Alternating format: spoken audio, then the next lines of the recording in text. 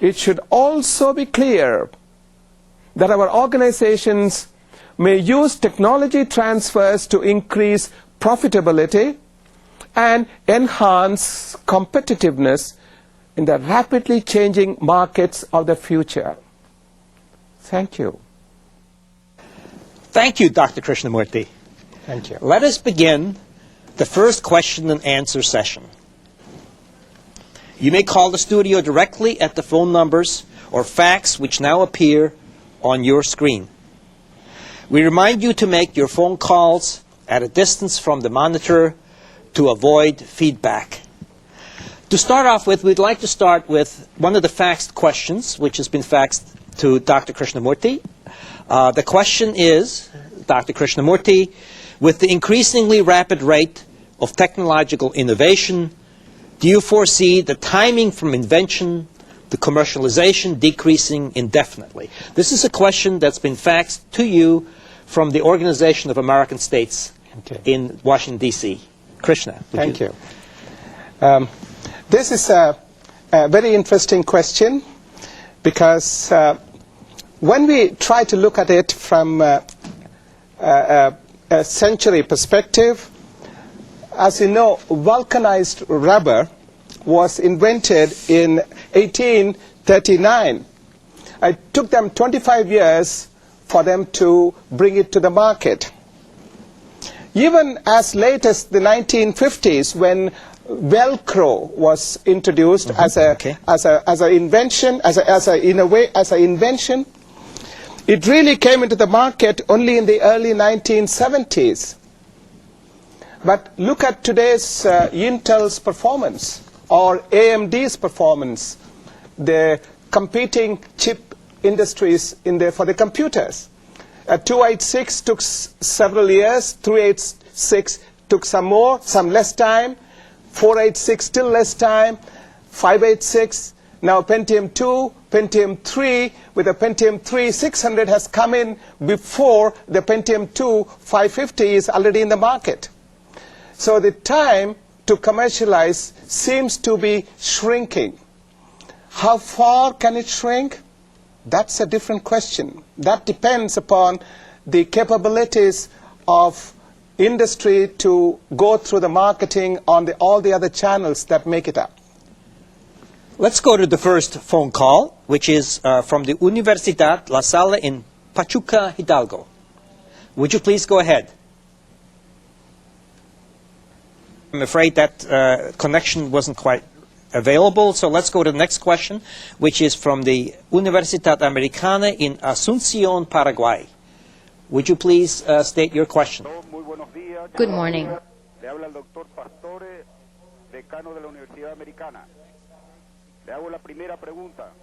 I'm the dean of the university, and I have a question for you.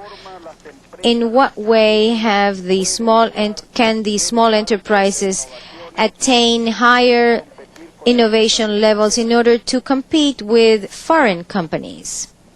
Krishna, would you? Yes. Small companies always have difficulties.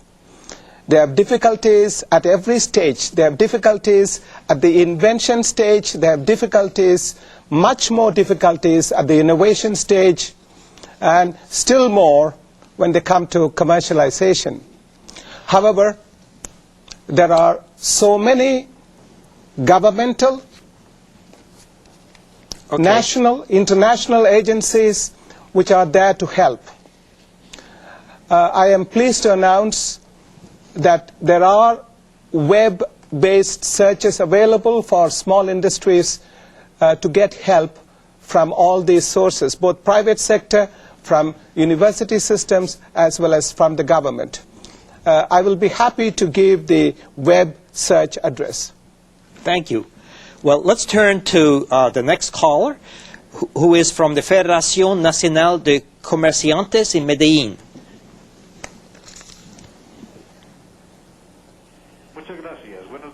Good morning. Our question is the following. What is the incidence of the administration of values in applying the chain of competitive advantage? the chain for competitive advantage is a very interesting concept, and the value chain is the major concern or major component of the competitive advantage. The next caller is from Universidad Nacional de Ingeniería in Lima, Peru. Would you please go ahead? Good morning. From the Customs School, which has an agreement with the National Engineering University, our question is, in the past, the development of technology has not been quite linked to the development of science. Now, facing the new millennium, how do you see the relationship between the development of science and the development of technology? Because in general terms, we could say that our countries in Latin America that have serious investment limitations have reduced themselves to almost nothing as far as investigation, research, and development. So, what are we to expect in our next millennium when we are so depleted of resources that we cannot devote money for research? Okay, it's a very valid question. I would like to use this opportunity to tell the listeners about the lucky break we have had today.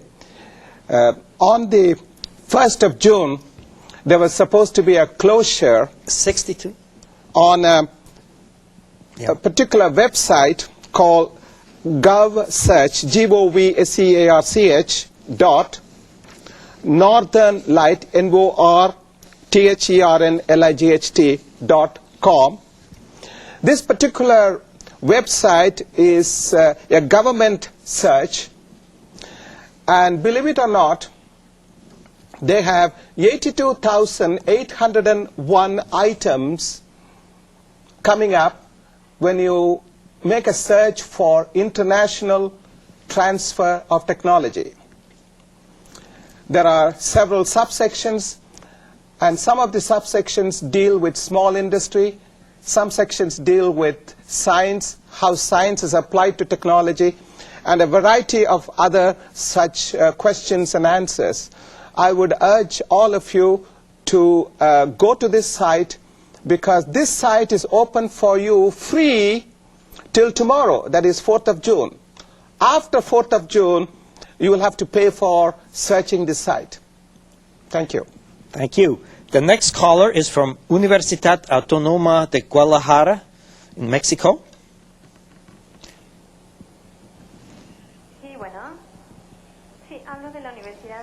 Calling from Guadalajara, the Autonomous University in Guadalajara, Mexico. Siga. I am architect Julieta Becerra, and I have the following question for you.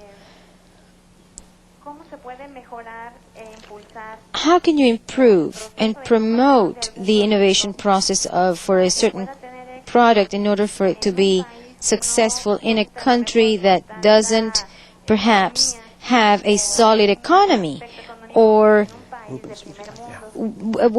especially compared to the first world, in economies that are weaker?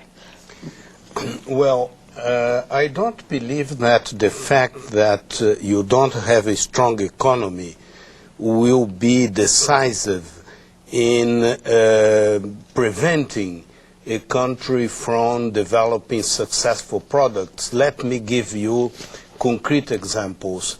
In Ecuador, where I lived 20 years ago, they were able to develop very successful some lines of exports in terms of bananas, of the creation of sea shrimps and other products, even in the middle of a very acute economic crisis, because you had an enterprising business classes and the people who were able to learn from abroad. They were able to bring in the technology.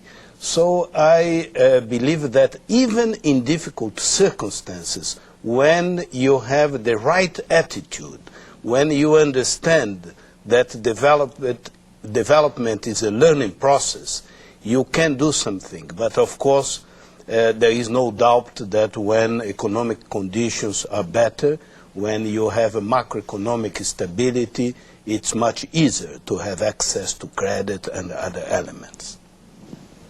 Thank you. All right. All right. Well, thanks for your questions. Let us look now at commercial diplomacy. In a world characterized by the globalization of production and markets, commercial diplomacy is becoming increasingly important. Business executives who must negotiate with business representatives or government officials abroad must develop many of the skills traditionally associated with diplomacy. At the same time, diplomats and government officials who have to advocate their country's commercial interests abroad have to develop an in-depth grasp of business interests. Increasingly, there is a need for a new class of professionals who can fill both roles effectively. We call these new professionals commercial diplomats. The commercial diplomat has to be able to integrate information about many different dimensions of an issue.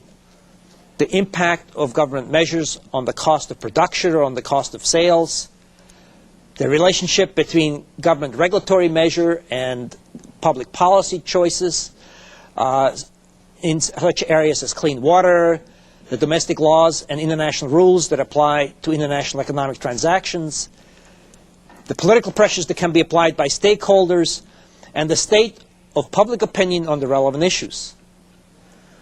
Commercial diplomacy requires a combination of the interpersonal communication skills of a traditional diplomat, the advocacy skills of a politician and lawyer, and the bargaining skills and commercial instincts of a trader in the bazaar. The commercial diplomat has to be able to negotiate across cultural barriers, speak foreign languages, have the required knowledge about economics, politics, and public relations, and above all, possess a keen analytical mind. Let us now turn to Module 2 with the Honorable Rubens Ricupero.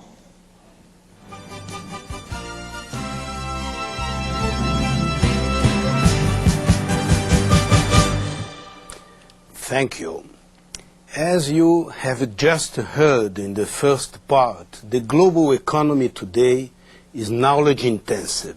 Access to relevant information in a timely fashion is thus a key to success.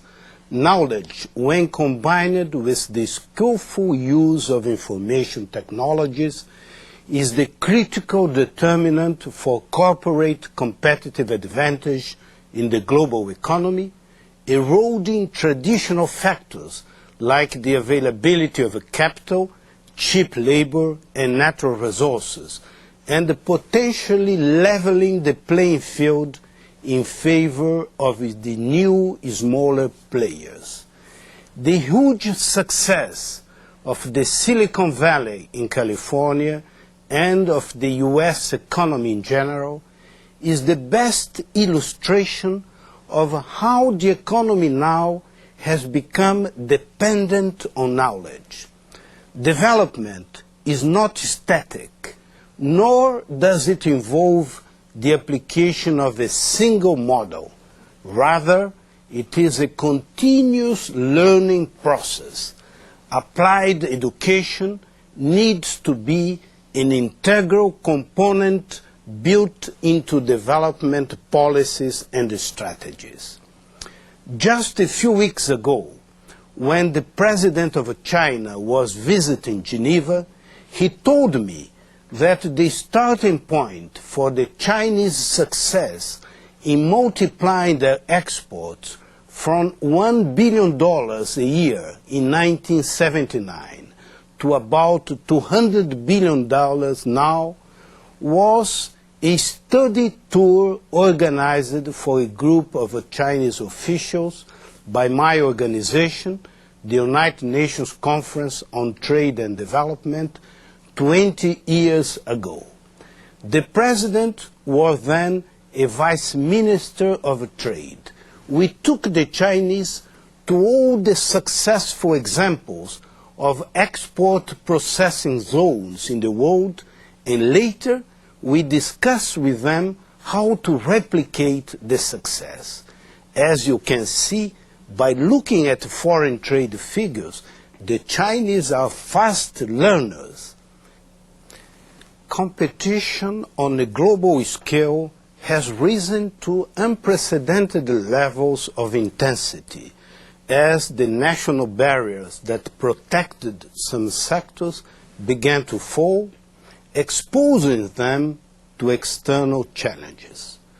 The introduction of a multilateral, rules-based trading system with a dispute settlement mechanism of which developing countries are taking increasing advantage has been an important component of a competition.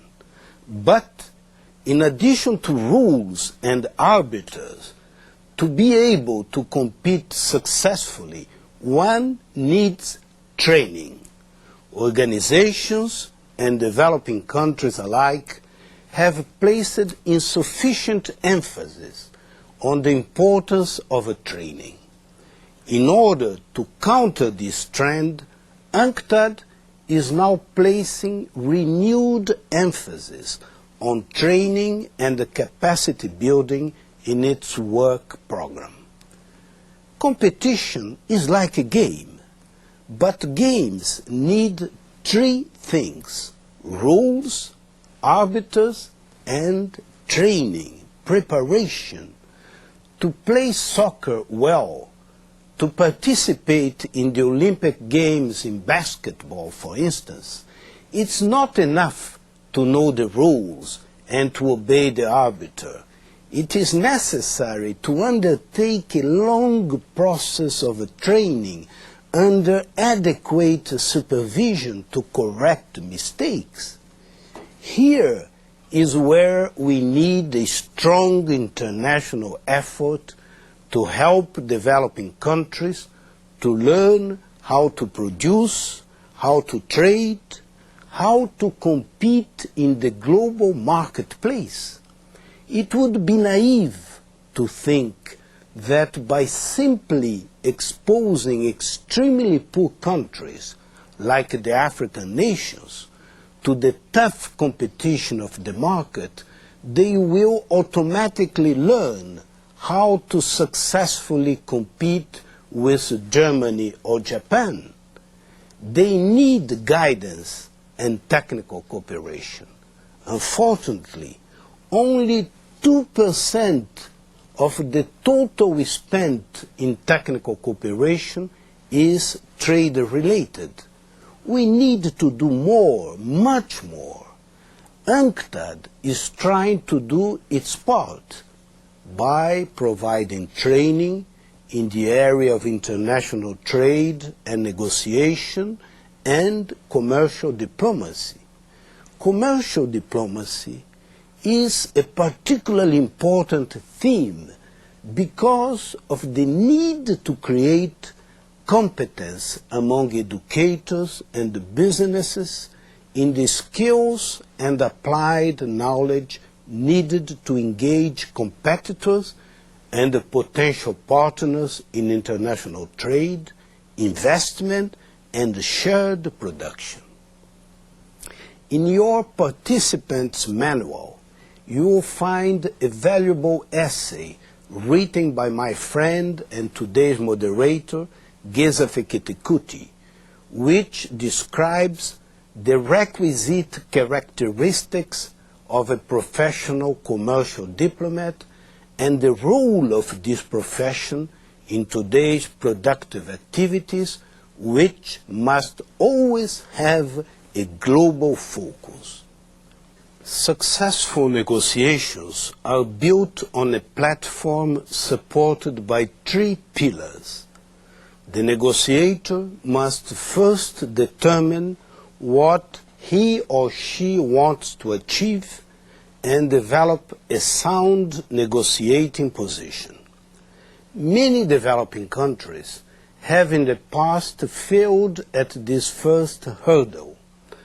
UNCTAD's current work to help develop a positive agenda for these countries is aimed at overcoming this failing. Second, it is essential for a negotiator to be able to build coalitions with others so as to increase market power. The raw exercise of one's market power remains the critical determinant in international trade negotiations, as has been shown by the recent success of the quadrilateral group, the US, the European Union, Japan and Canada, in pushing forward the liberalization of those sectors of a particular interest to them and in resisting pressure to open up further in areas of interest to developing countries.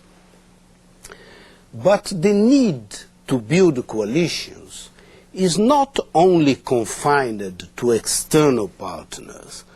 Almost equally important is to build a strong domestic coalition of government officials, private business, members of Congress, the press, public opinion, and organizations of civil society to support the negotiation.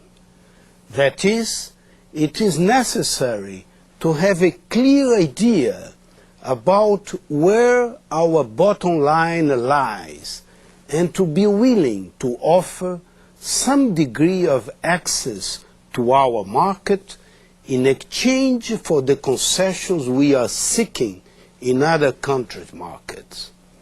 Finally, at the end of the day, it is important to be able to compromise on the result in a way that is overall commensurate with the gains achieved. So, what are the major challenges to product competitiveness in intercontinental business and trade?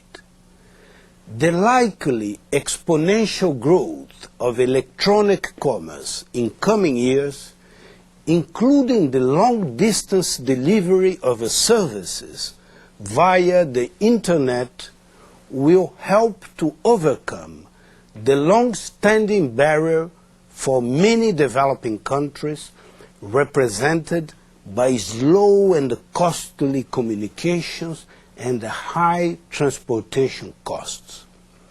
However, for the large number of countries is still dependent on the export of one or two or few primary products, and for the import of essential raw materials, including fuel and equipment, transportation costs are as critical as ever. UNCTAD's work on improving port management and the handling of goods in many countries, from Romania to Somalia, is vital in increasing the speed of flow of goods by sea. Is still the main means of transport for bulk cargoes. Its Advanced Cargo Information System, ACIS, addresses multimodal cargo transit and transport problems, using computer technology to track cargo along land and sea routes.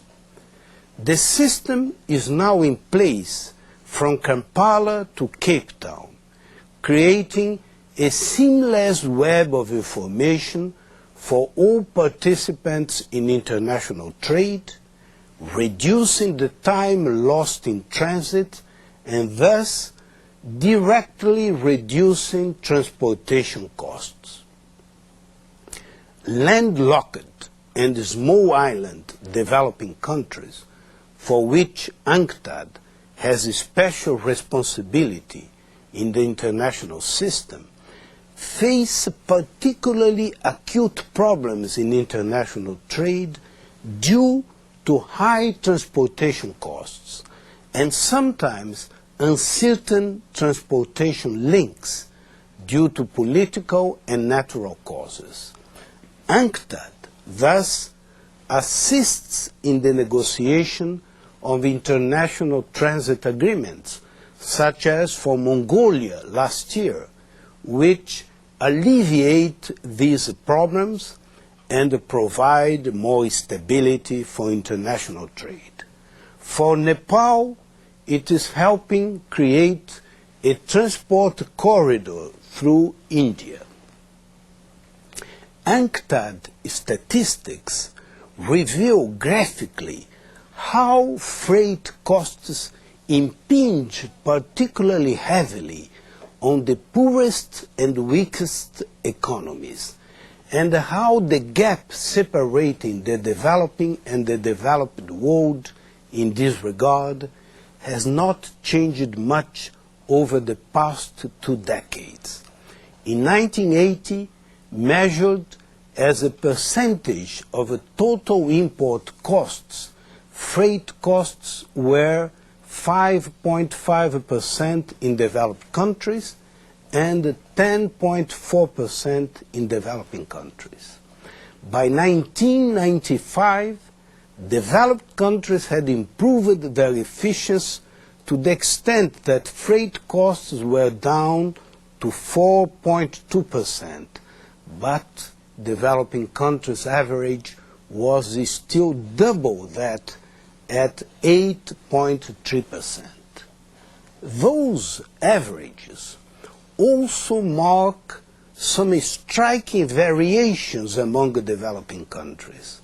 While developing countries in Latin America and Asia had freight costs equivalent to 7.9 and 8% of import costs, respectively, in 1995, among the small islands of Oceania, the percentage was as high as 12.4%. In Africa as a whole, it was 11.4%, with some inland countries showing much higher figures. The reduction in almost prohibitive freight costs is the precondition for increased direct trade opportunities between developing countries without having to go through developed economies. One way of promoting this goal is what UNCTAD is doing to help small and medium-sized enterprises, or SMEs, engage in international business and trade. Together with its Geneva-based sister organization, the International Trade Center, a subsidiary of UNCTAD and the World Trade Organization, which promote exports from developing countries, UNCTAD has a range of programs aimed at strengthening the role of SMEs.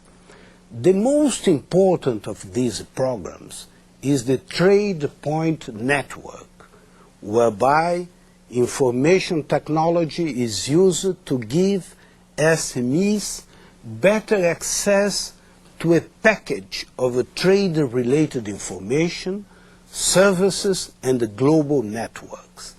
Some 114 countries now participate in this program, which is operated primarily by private sector firms, supported by the UNCTAD GDP Net Service. The system also encourages the development of electronic trading opportunities, particularly valuable for SMEs that would not otherwise have access to this information. UNCTAD supports the development of SMEs and entrepreneurship in developing countries through its Empretec program. Empretec is particularly strong in South and Central America. It's aimed at training young entrepreneurs, and in the countries stricken last year by Hurricane Mitch, together with 5 regional governments, Empretec is at work building new business that can hopefully engage one day in international trade in their own right.